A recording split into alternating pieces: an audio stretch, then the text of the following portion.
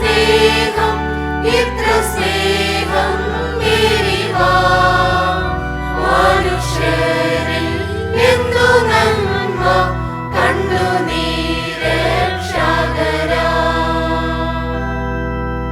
പാപികളും ദ്രോഹികളും ആയ നരവർഗത്തെ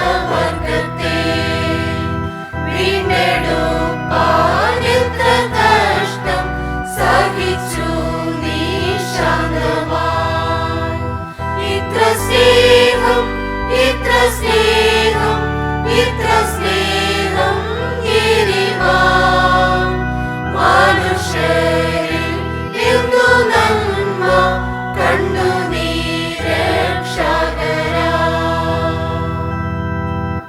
നിർമ്മലന്മാർ പൂജിക്കുന്ന പരലോക അപ്പം താൻ പാപികൾക്കു ജീവൻ നൽകി രക്ഷിക്കും നീ രക്ഷകൻ ഇത്ര സ്നേഹം ഇത്ര സ്നേഹം ഇത്ര സ്നേഹം ഏറിവാ മനുഷ്യരിൽ എന്തു നന്മ കണ്ടു നീ രക്ഷകരാ കൃപയാലെ രക്ഷപ്പെട്ട പാപിയായ ഞാനിതാ ഹൃദയത്തിൽ ദൈവസ്നേഹം ഏറിവാൻ വാഞ്ചിക്കുന്നു ഇത്ര സ്നേഹം ഇത്ര സ്നേഹം ഇത്ര സ്നേഹം ഏറിവാ മനുഷ്യരിൽ എന്തു നന്മ കണ്ടു നീ രക്ഷകരാ പാപിയിൽ പ്രധാനിയായി ഇരുന്ന എന്നെ രക്ഷിപ്പാൻ ശാപമൃത്യു ഏറ്റ നിന്നെ നിത്യകാലം വാഴ്ത്തും ഞാൻ ഇത്ര സ്നേഹം ഇത്ര സ്നേഹം ഇത്ര സ്നേഹം ഏറിവാ മനുഷ്യരിൽ എന്തു നന്മ കണ്ടു നീ രക്ഷകരാ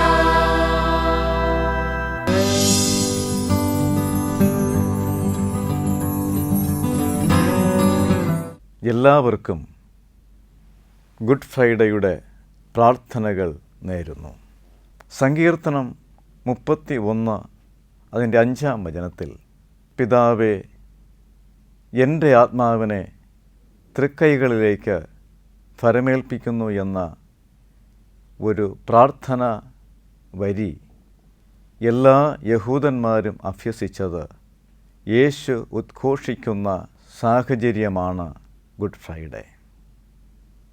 AD 30 ഏപ്രിൽ മാസം 7-ാം തീയതി വെള്ളിയാഴ്ച ഉച്ചയ്ക്ക് ശേഷം 3 മണിക്ക് ലോകത്തിൽ സംഭവിച്ച അതിവിസ്മയകരമായ ദൈവ പ്രവൃത്തിയാണ് നല്ല വെള്ളിയാഴ്ച എന്ന പേരിൽ അറിയപ്പെടുന്ന കാൽവരി ബലി. പാറ്റർ പാരതേമി ടോ ന്യൂമ മൂ എന്ന് യേശു ക്രൂശിൽ കിടന്നുകൊണ്ട് പ്രാർത്ഥിക്കുന്ന സംഭവമാണ് ദുഃഖവെള്ളിയാഴ്ച അഥവാ നല്ല വെള്ളിയാഴ്ചയെ ഏറ്റവും ഭംഗിപ്പെടുത്തുന്നത്.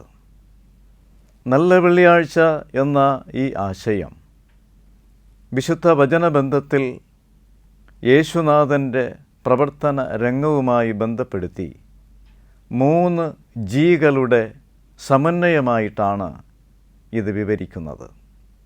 3 ജികൾ എന്ന് ഉദ്ദേശിച്ചത് 1 ഗതശമന, 2 ഗബദ, 3 ഗോൽഗോഥ.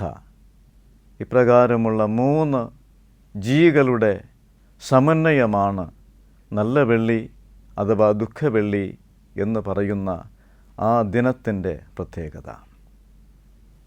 ഒന്നാമത്തെ ജി ഗതശമന, ചതുരാകൃതിയിൽ പ്രത്യേകമായി ഇന്നും ശേഷിക്കുന്ന ഒരു തോട്ടമാണ് ഗതശമന. വിയർപ്പ് കണങ്ങൾ രക്തത്തുള്ളിയായി പരിവർത്തനം ചെയ്ത ദൈവബന്ധവും ദൈവ ഇടപെടലുമാണ് ഗതശമനയിലെ യേശുവിൻ്റെ പ്രാർത്ഥനയുടെ പ്രത്യേകത.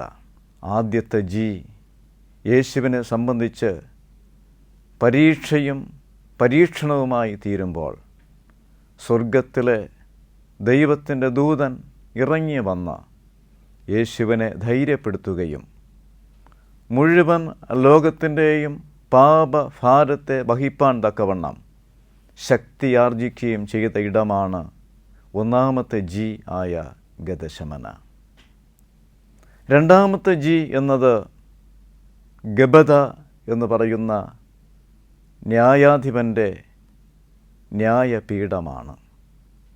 AD 26 യഹൂദ്യയുടെ ദേശാധിപതിയായി സ്ഥാനം ഏറ്റെടുക്കുന്ന പോണ്ടിയസ് പൈലറ്റ് അഥവാ പൊന്തിയോസ് പീലാത്തോസ് തൻ്റെ നീതിന്യായ പീഠത്തിൻ്റെ പേരാണ് ഗബദ എന്നതുകൊണ്ട് ഉദ്ദേശിക്കുന്നത്.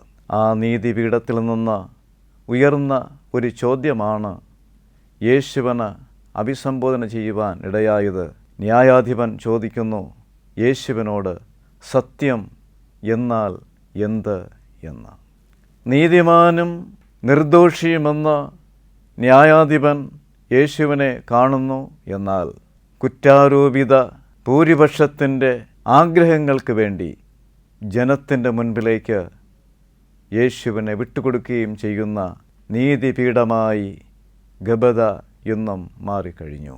മൂന്നാമത് ഗബദയെക്കുറിച്ച് കാണുന്നത് INRI യേസൂസ് നസറത്ത് റിയു യൂസ്. നസറേയനായ യേശു യഹൂദന്മാരുടെ രാജാവ് എന്ന എഴുതുവാനായി ഇടയായ കുറ്റസംഗതിയാണ്.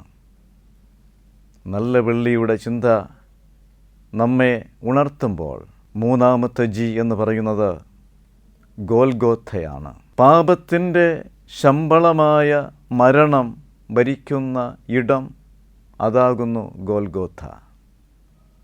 കുറ്റക്കാരനും തിന്മ പ്രവർത്തിച്ചവനും അധർമ്മം ചെയ്തവനും അതിനുള്ള കൂലി മരണം ഏറ്റുവാങ്ങുന്ന ഇടം.